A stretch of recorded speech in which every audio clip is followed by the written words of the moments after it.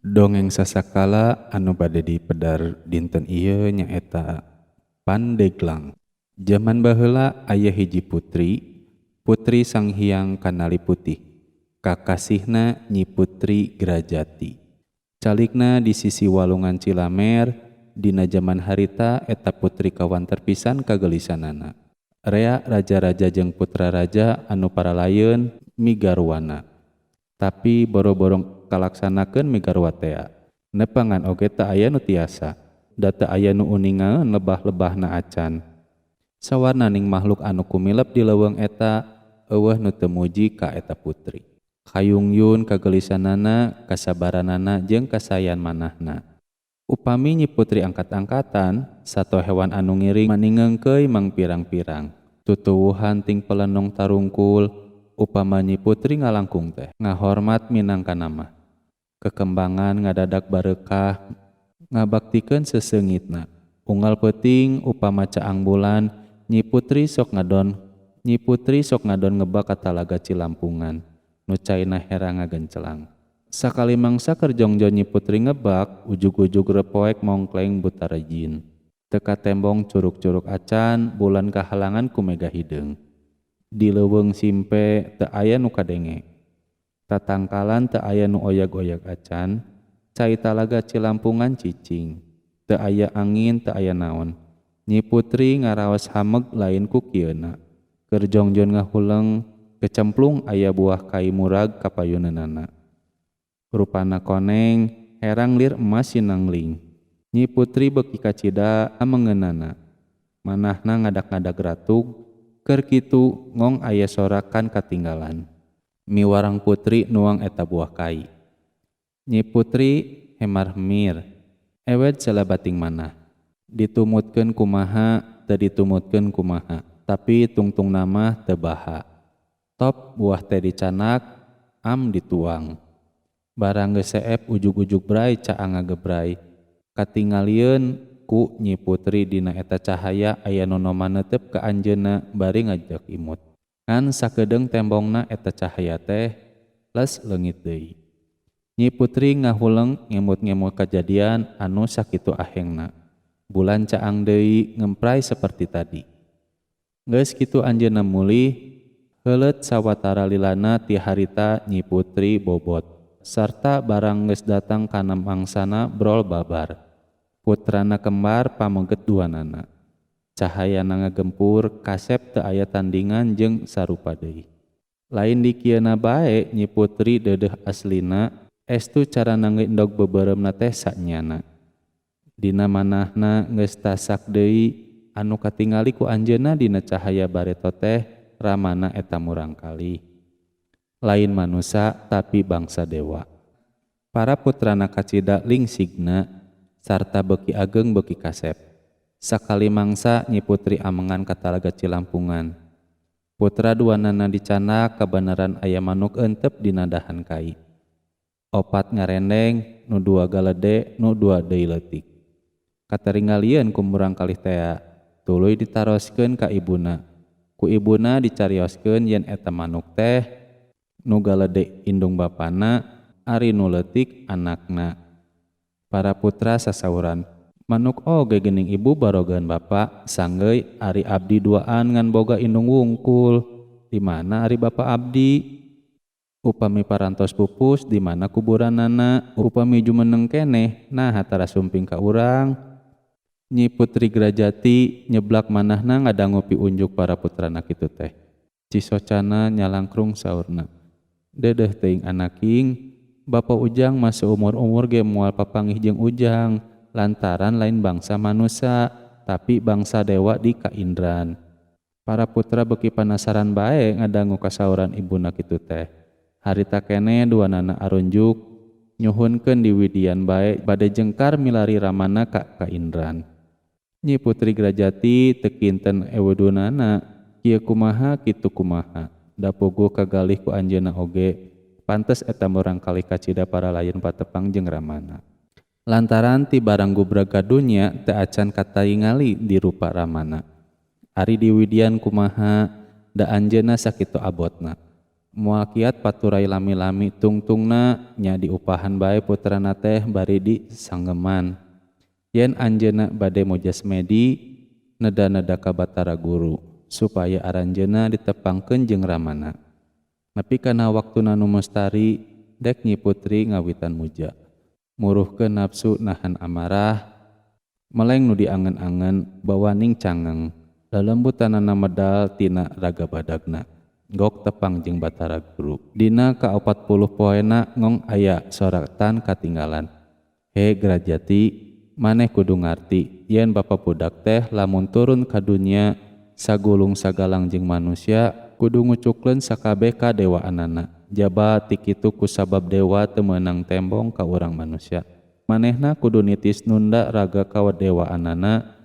Engke di mana geus jadi jelema, manehna terus hidup campur gaul jeung maneh katut anak-anak maneh, nepi kana mangsa kajadian sakumaha anu geus ditetepkeun ti dituna. Nyi Putri pohara ngarenjagna ngadangu eta sorat teh, geuwat disauran ka para putrana. Duanana kacidagiakna, peuting isukna Nyi Putri ngimpen yen Rama murang kalih teh geus lungsur ka dunya. Ngarupakeun lauk anu kacida gedena. Aya di walungan Cilamer. Subuh-subuh keneh Nyi Putri miwarang putrana. Newak eta lauk sarta dijangjian upama can beunang ulah waka mulih. Didinya bral duanana angkat, nyaranda keurap gede nu kacida kuatna. Sasumpingna ka Cilamer hantem lauk teh dipilari kuduaan. Luput teka pendak, tungtungna putus pangharepan, duanana rek mulih deui, da ongkoh geus burit. Maksudna rek dipilari deui isukna, tapi brang rek bral pisan cai di leuwih ngadak-ngadak ngabudah jeung ting berebes.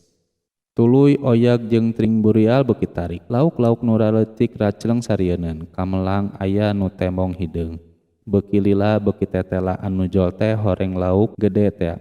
Sisitna sagede-gede piring, ting rariak katojo ku panon poe keur tunggang gunung. Teu tatapasini deui rup ku heurap. Sakali teu beunang, dua kali teu beunang keneh katilu kalina lauk teh hideung sorangan asup kana heurap. Tuluy heurapna dipulut sataka tenaga. Laukna gugubragan bari ngabubat babet buntut. Prak murang kalih teh nangkarak bengkang duanana heurapna ruksak. Laukna leupas deui geuwat pada muru.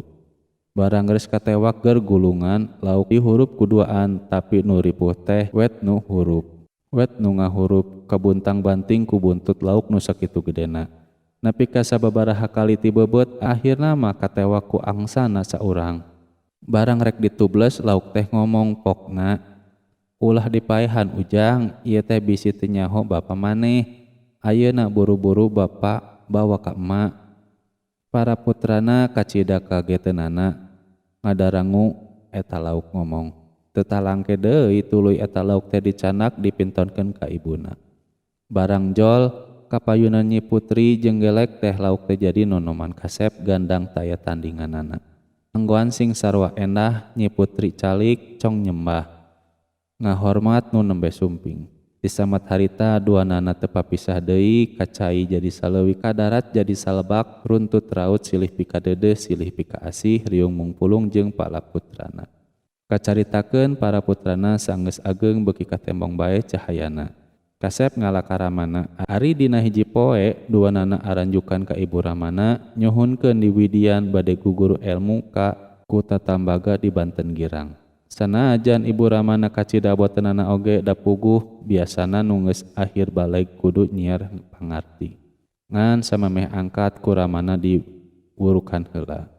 Saurna papacuan pisan ulah marandi di laut atawa ngiuhan hanapeun kai. Upama eta larangan dirempak gede pisan pibahayeunana. Para putra duanana janji baris ngestokeun. Tapi saenggeus meunang sawatara bulan guguruna di Kutatambaga rat bae lila kana eta piwuruk teh. Sakali mangsa rai raka arameng ka basisir ningali parahu mayung nu rek balayar. Ngabring jeung rerencanganna nu keur padapa guguru di Kutambaga. Sumping ka eta basisir rakana dibawa ku tukang mayang, ngalalauk iraina sukan-sukan ngojay di laut jeung rerencanganana. Entas ngojay ngaraos lesu, teras ngiohan dina kasisik handapeun kai. Harita keneh jeleg jadi batu, heuleut sawatara lilana rakana sumping ti laut pohara heranana raina bet teu aya.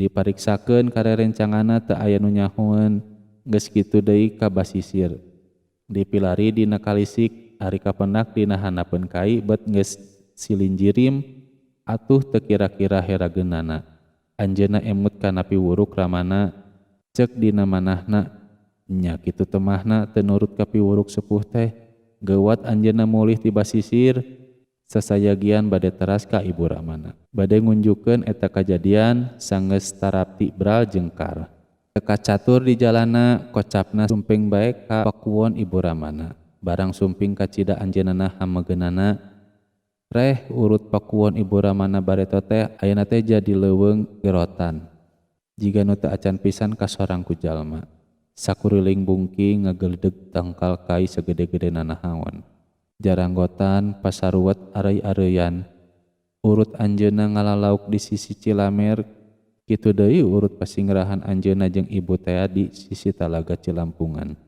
ayeuna mah kasojeng manjal menik negal geus kauninga kabeh teras ka urut bumi ibuna ari beh bet aya Maryam ngareundeg dua handapeun tangkal kai nuku anjeunna kakara kapendak harita manahna geus teu sak deui eta Maryam teh kajajaden ibu rahmana ngenes nganggresna geus lain kacaritakeun deui geus kitu anjeunna jengkar ti dinya nanging sakaparan-paran bae da teu puguh anu dijugjug samar-samar anu disesa ti harita ngunggeng beja nyalaria ka sakuliah nagara yen aya tukang ngala suluh nu manggihan Maryam sapasang di leuweung sisi walungan Cilamer lila-lila ka emper-emper ka sultan teras sultan ngadawuh mawa eta Maryam ka benteng girang tapi teu aya nu bisa mawa teu kaongget-ongget acan domeh kacida beratna tidinya sultan ngagedegeun saembara saha nu bisa mawa eta Maryam duanana ka karaton baris direndengkeun ka putri putra sultan nu ngahiji-hijina sarta baris di sarenan nagara sabelah ti wetan pirang-pirang jelema tisuklakna pada daratang ka tempat Maryam teh rek nyoba narohkeun milik tapi luput Maryam teh teu ongget-ongget acan akhirna jol aya jajak kasumping kadinya teu pupuguh orang mana-mana nama eta teh nya putri Grajati teh nu geus nanggul pinang dikantun ku ibu ramana oge saderekna tengah peuting keur sumedeng jemplang-jempling bul anjeunna ngukus teras ngawur-ngawur kembang kana Maryam eta nyambat ka ibu ramana bari neda pangampunten dina kalepatanana barang geus bijil pajar di puncak gunung Pulasari geus bray-brayan caang karaos ku anjeunna yen ibu ramana geus ngahapunten plong manahna ngemplong tidinya teras Maryam teh duanana dicanak bade disanggakeun ka sultan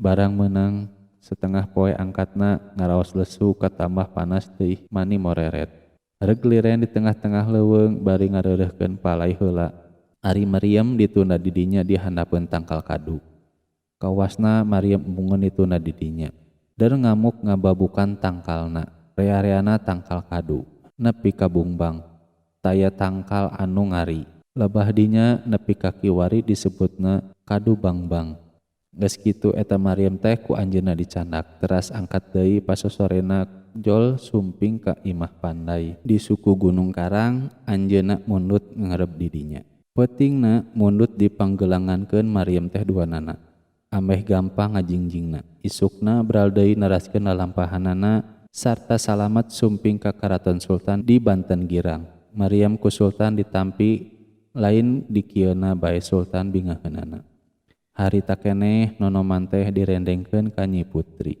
para sultan sarta jungjunan lungguh kana Bupati Jakarta sakumaha perjanjian teh Maryam teh hiji dicandak ka Jakarta nya nu ayeuna disebut si Jagur teh nu sok diparunjung dipuja-puja dianggap keramat nu hiji deui aya di Karangantu Kampung Pamayan sisi Banten minangka ping eling-eling kaki pandai nu mangnyeunkeun gelang pangjingjing Maryam teh urut lemburna dingaranan Pandai Gelang kaayeunakeun jadi Pandeglang di palar gampang nyebutna ku sasakalana wallahu alam.